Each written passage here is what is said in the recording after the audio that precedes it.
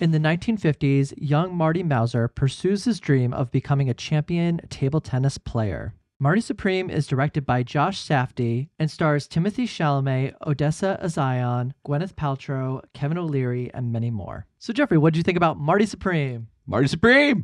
This movie is directed by Josh Safdie, who we're kind of living in a curious time that he's not directing with his brother right now. They're kind of doing a Coen Brothers thing where they're separating and making their own thing. So Benny directed The Smashing Machine earlier this year, which we have not seen, and was on sale on Amazon today, and I still didn't bite. So eventually I'm going to watch that movie. Benny is also responsible for one of my favorite things of the decade, which is The Curse. Yes, with Nathan, I was about to say that. Nathan Fielder and Emma Stone, which is absolutely incredible and like mind-numbing. This is the first time Josh has directed on his own, and I feel like he's taking more of that heart-pounding intensity and suspense that's really like shorthand for the Safdie's filmmaking up until this point. You know, if you've seen films like Good Time or Uncut Gems, I think that's something that you'll probably be expecting out of this film. This movie is like mostly marvelous. It's 2.5 hours. It absolutely flies by.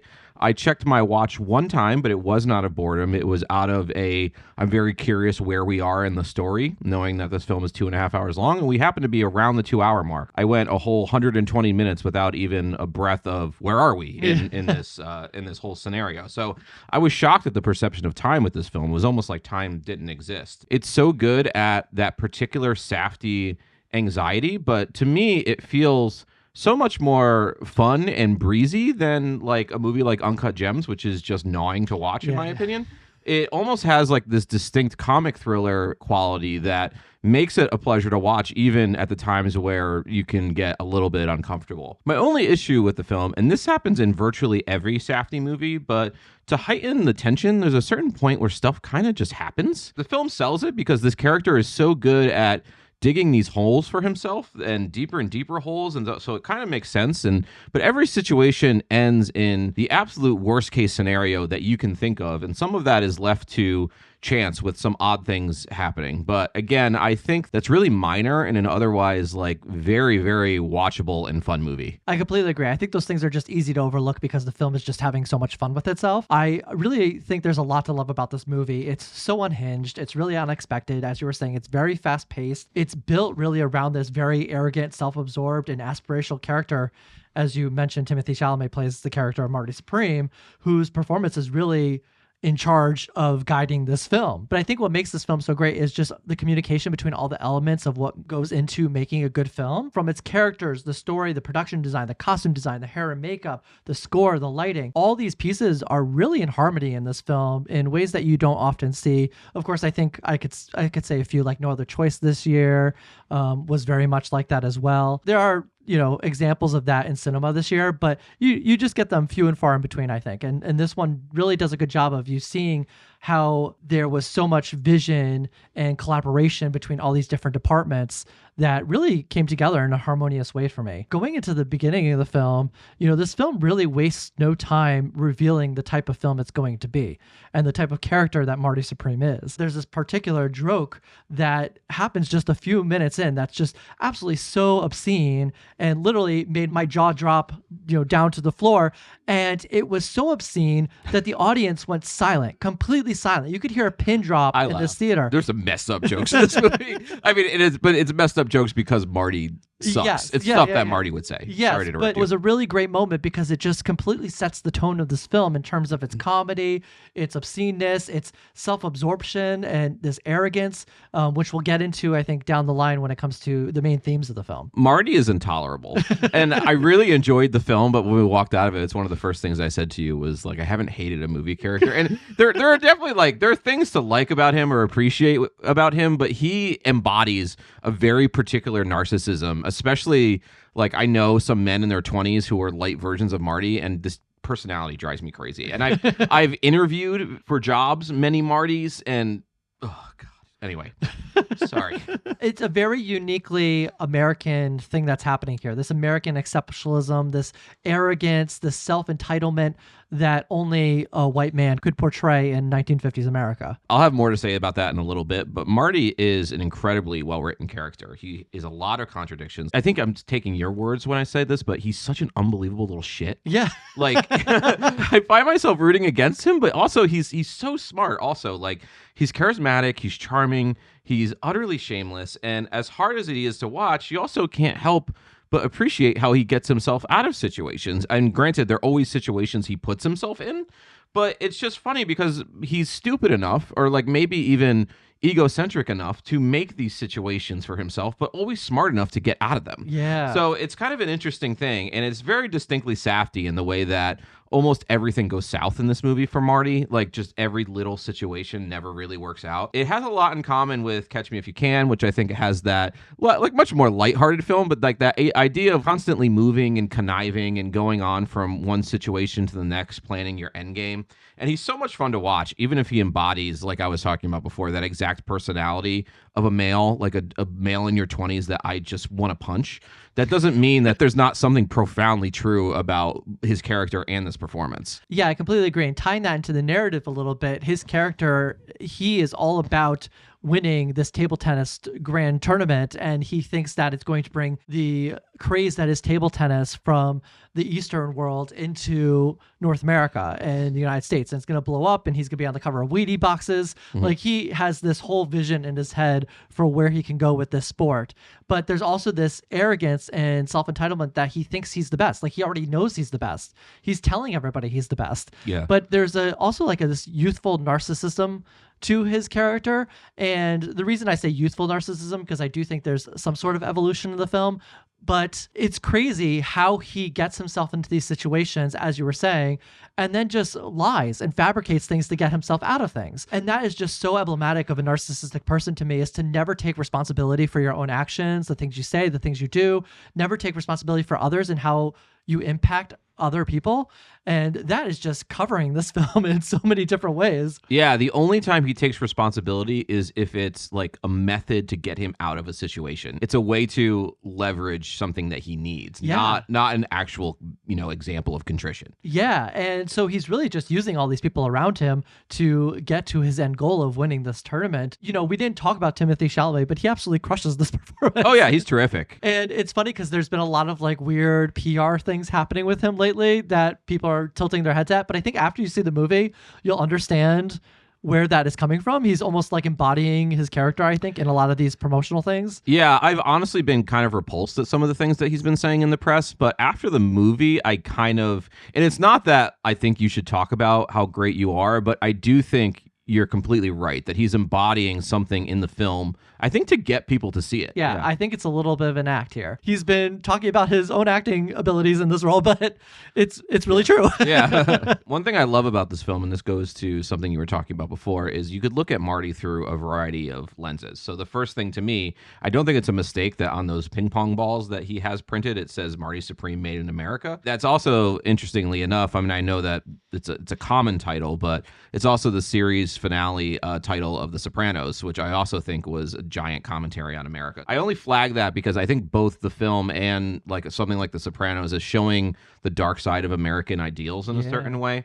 And Marty embodies that distinctly American me-firstism with its ambition and the need to get ahead that overshadows virtually anything else in his life. His relationship with his family in this movie is abominable. Like with his mom, with his uncle. They don't seem like wonderful people, to be fair, but he'll sleep there when it's advantageous to him and he needs like a bed to crash on. And then other than that, the second that they ask anything of him, he's out. He just wants to be the best table tennis player, and everything else is set dressing there. I also think that the film has a bit of a hard-edged cynicism in the way it portrays other people, because so many of these situations go south for Marty because everyone around him is so hostile and self-centered. There's a real like suspicion of people in this movie, similar to like, this is going to be a strange comparison, but almost like Curb Your Enthusiasm or Seinfeld, like how everything goes south in those shows because people are just so naturally cruel and hateful for no reason. There's a similar thing in this film. What I like about that especially is it really goes to show that me-firstism of Americans that I don't think is replicated in the way that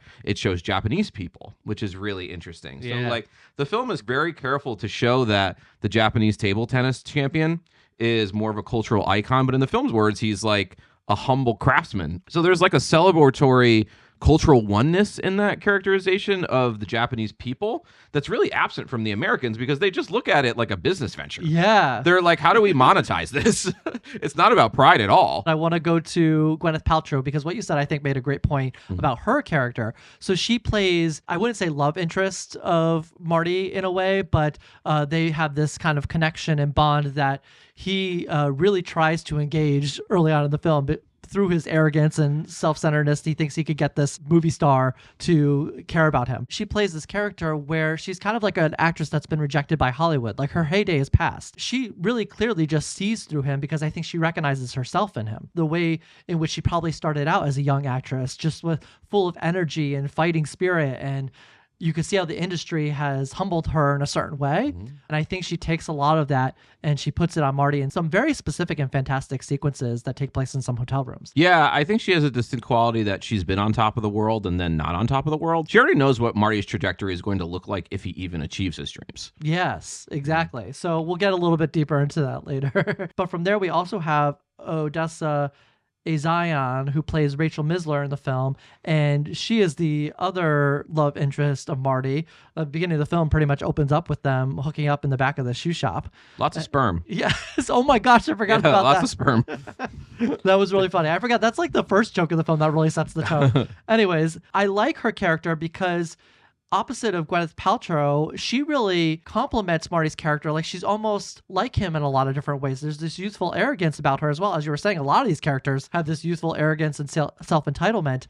And she really, I think, gravitates to Marty in ways that she relates to because she is like him.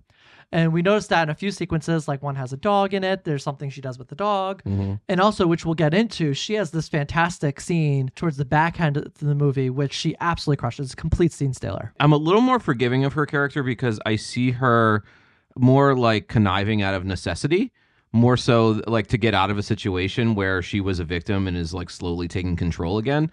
And I don't see Marty that same way, but it's interesting to think about. She's a character that in the beginning kind of just seems like a victim and somebody who's one-dimensional, and then slowly, I think, finds her own voice in a way and becomes a really complicated three-dimensional character. So I loved her arc in the movie. So going from here, I'd love to talk about the production design, which was done by the legendary Jack Fisk, who is known for working on production design on films such as Mulholland Drive, The Tree of Life, There Will Be Blood, and many, many more. Jeffrey, going back to his criteria. I got some of them here. Yeah. Anyways, I'm going to preface this conversation by saying we were lucky to go see this at Jacob Thurns Theater in New York. We got an early screening to see it. And they actually had a bunch of people there that worked on the crafts in this film, one of them being Jack Fisk. And then we also had, I think, the sound designer, the hair and makeup stylist. Yeah, and the cinematographer, who's cinematographer. Darius Kanji, who's Yes. shot a bunch of stuff. It was just a really great conversation that we got to witness. Jack Fisk was absolutely one of my favorites in this conversation just because he was able to talk about the production design, which just elevated my experience in the film. There's just this extreme maximalism to everything that we see in this film,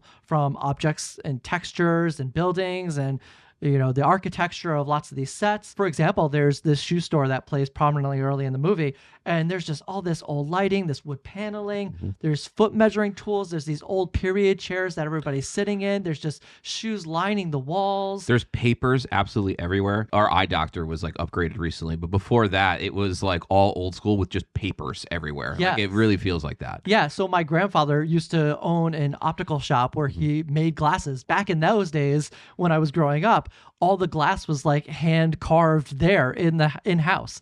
But I just remember the same feeling. You see how like industry and commerce was so fused in a way that doesn't exist anymore today? Totally. I just absolutely love that feeling about this shop. And it just reminded me of my childhood. That actually ages me the way I said that. It was We are getting old. early 90s, but a lot of those things still existed back then. It was just really cool to see how not only did this live within this shoe shop, but it just extended to all aspects of this film, whether it was the table tennis tournaments that were just so grand and expansive with all these wides, the bowling alley, and this, even down to like this hoarder's house that they only show up like a few times in the film.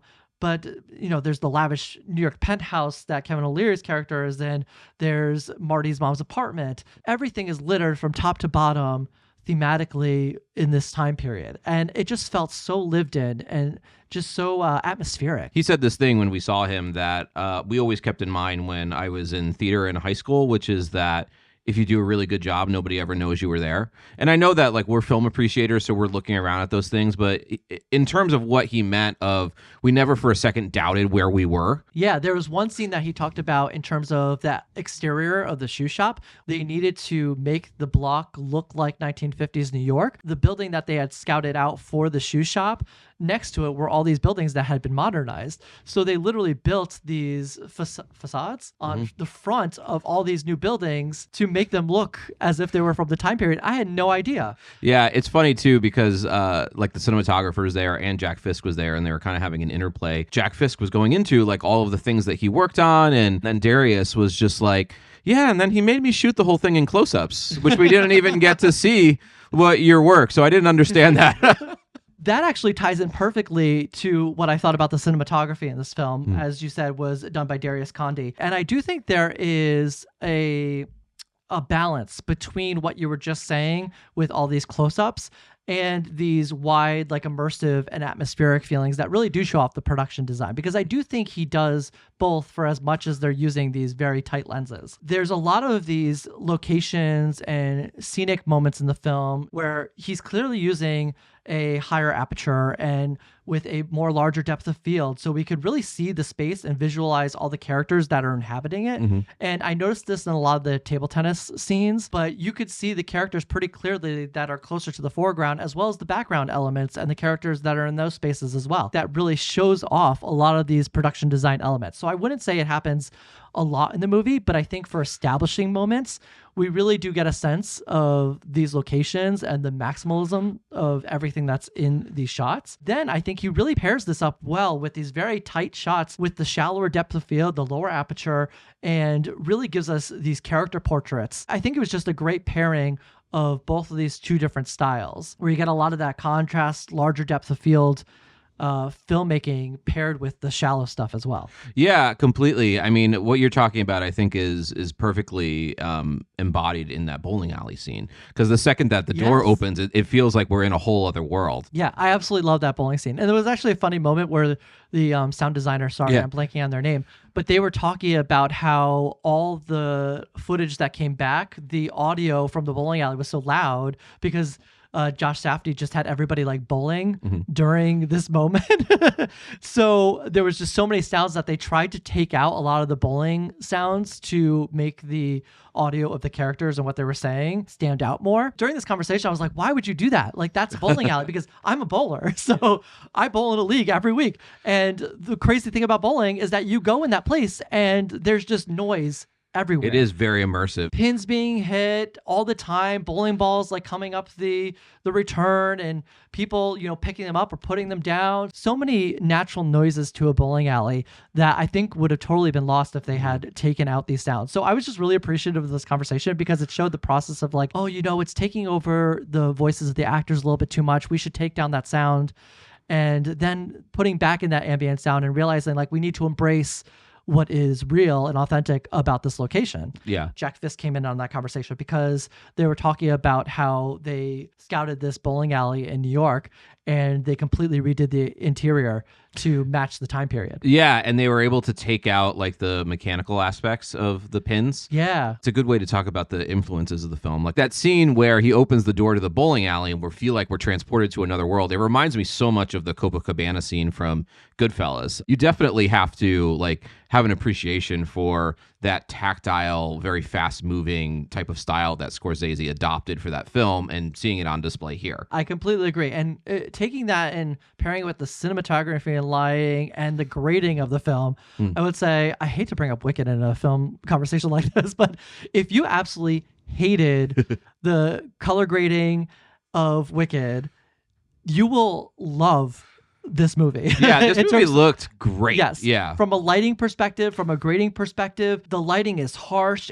There's so much contrast and shadows. It's just very dynamic, all these scenes. And I think that really adds to everything that we've been talking about when it comes to the production design and the cinematography as well. So lastly, in the conversation of the crafts, I want to talk about the soundtrack and the score briefly, because for a film that's set in the 1950s, this film decides to use a very synth-forward electronic score with an 80s soundtrack. Yeah. Which is very unique, and it's something that really butts right up against this time period, but it also complements in so many ways our main character of Marty Supreme here, who is defined almost by this larger-than-life attitude, this bold self-expression and showmanship, and not to mention this very upbeat and frantic energy that he has, which I think is just very emblematic and descriptive of 80s music. Yeah, it's kind of an odd choice, but I think it works very uniquely for the film. So we didn't touch on this before, but I just want to touch on Kevin O'Leary quickly, who I can't stand as a human being, obviously, but I think is quite good in the film. And I think the reason that he's good in the movie is because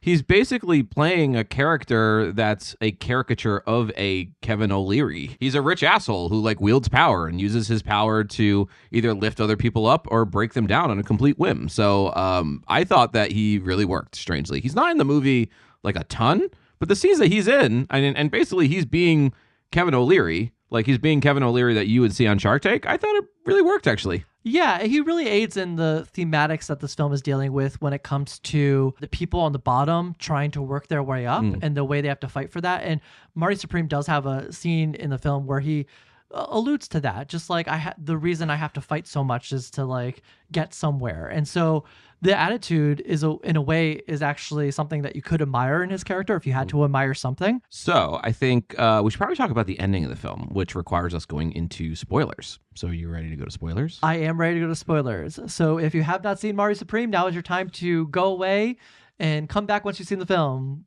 Wee-oo. I do have one thing that I want to talk about before we get to the very ending.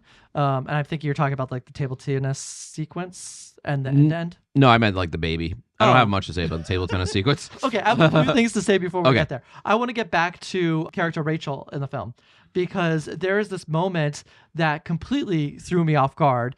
Earlier in the film, she has to go into this house and she's like crying so much about like having nowhere to sleep because of her baby. And she ends up staying there. But after the door closes, she completely just lets the facade drop and she wasn't really crying at all. Yeah. And Marty just remarks how she's a great actress. This hilariously comes back around, or not so hilariously comes back around later in the film, where she has made Marty believe that she has been hit by her husband. She has this big bruise around her eye, and she's really keeping up this story for only so long until she finally reveals it back at this house in this bedroom. He is just flabbergasted, and I was flabbergasted. I did not see this coming at all. It was a really cool twist because it made all the sense in the world, and she played it so well that I was just shocked by. I'm not sure if you mentioned, but when she cries, it shows that it's makeup and not a black eye. Yeah. So we see it stream, and there was a collective thing from the audience. I was kind of like, oh. It was like a brilliant moment of recognition. I mean, you know, for people that watch so many movies like us, it's hard to trick us a lot of the time, and that really tricked me. I did not see that coming, but I thought that was a brilliant move. And what's interesting too is it undoes one of Marty's only like bits of morality in the film, because he smashes her husband in the head with like a trophy or something.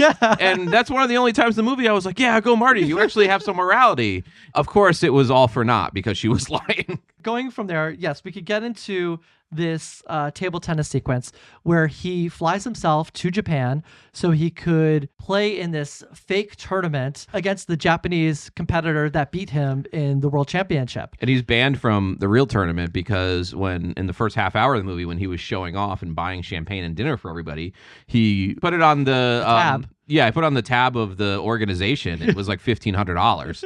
So he's basically banned from the tournaments. So he's doing this for whatever notoriety to get the money and try to pay off his debts.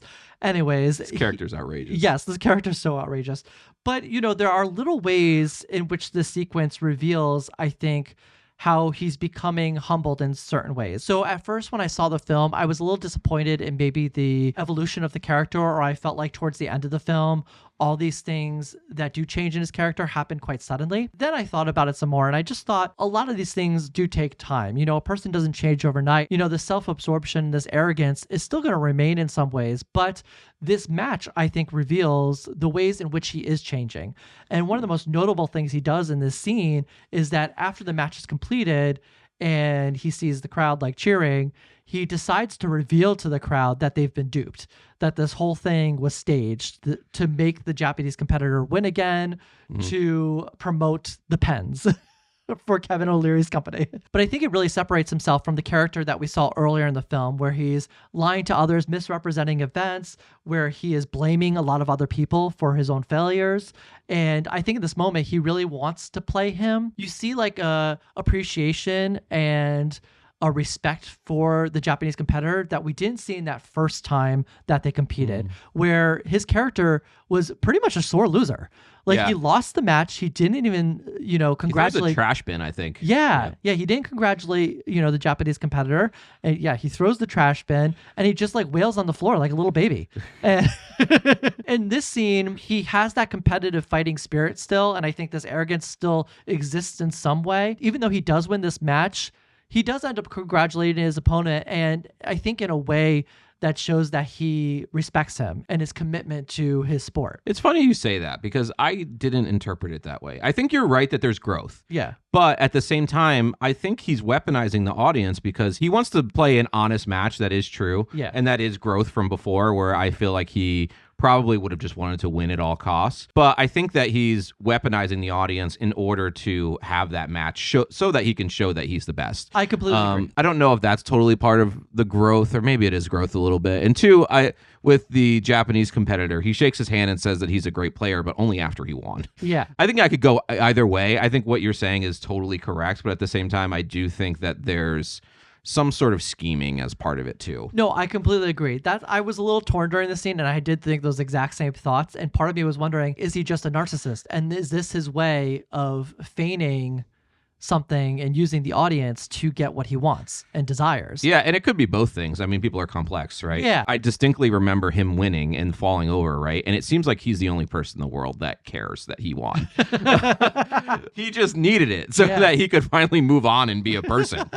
This brings us to the end of the film. You ready to go there? Yes, okay. I'm ready to go to the end of the film. All right, so the pig. I want to mention the pig. The pig was funny. The pig was really cute. Yeah, it was really cute and it was funny. Yeah, cute pig. Whoever lost had to kiss the pig. Yeah. Oh, yeah. Maybe that was kind of part of the reason why he told everybody it was fake, because he didn't want to kiss the pig and look like an idiot. So anyway, this movie, it ends with him coming back with the soldiers. He's on an army plane, goes back to New York. He can't come back with Kevin O'Leary because Kevin O'Leary hates him now. So anyway, he's back in New York, and he knows that Rachel is going to be having this baby imminently. So he gets back. The baby has been born, right? So he sees his son and he cries. It's the most vulnerable and intimate that we see of Marty for the entire film. For somebody who's often filled with anger and that toxic cocktail of exaggerated egotism, but also he does have an intense insecurity too. This is the only time that we see him really have appreciation for something that's bigger than himself. And I think a lot of people will tell you when they have children that there is a distinct click from living for yourself to living for something else. And I think that's what we're seeing in his face in that moment. And I think that's a really interesting way to end the film. We don't have kids, but there is something, I think, epiphany laden that can really happen when you have a child, especially when you're an arrogant jerk in your 20s. What's interesting about the film is it ending there, I think, still opens itself to interpretation a little bit, because there is that very sudden, overwhelming feeling when you see your child for the first time. But you could easily set into your old ways too. Yeah. So there's a lot, I think, in terms of how you think about humanity that you can kind of imbue on the ending of this film. And what I also like about it is the film ends at that moment and doesn't show us much other context, but he has burned virtually every bridge in his entire life. He owes all these people money, just monstrous debt all around. Left Rachel after she got injured. Yeah, she got injured, and he went to Japan. Yeah. We don't really get a last word from Rachel, so I don't know what she's going to have to say about any of this. But anyway, there's a very real possibility that even with this change of heart, that he has an uphill battle with all these people he screwed over. So Cab put that driver together, whose car was just busted did? Oh yeah, Tyler the Creator. Yeah, Yes. his 4 friends.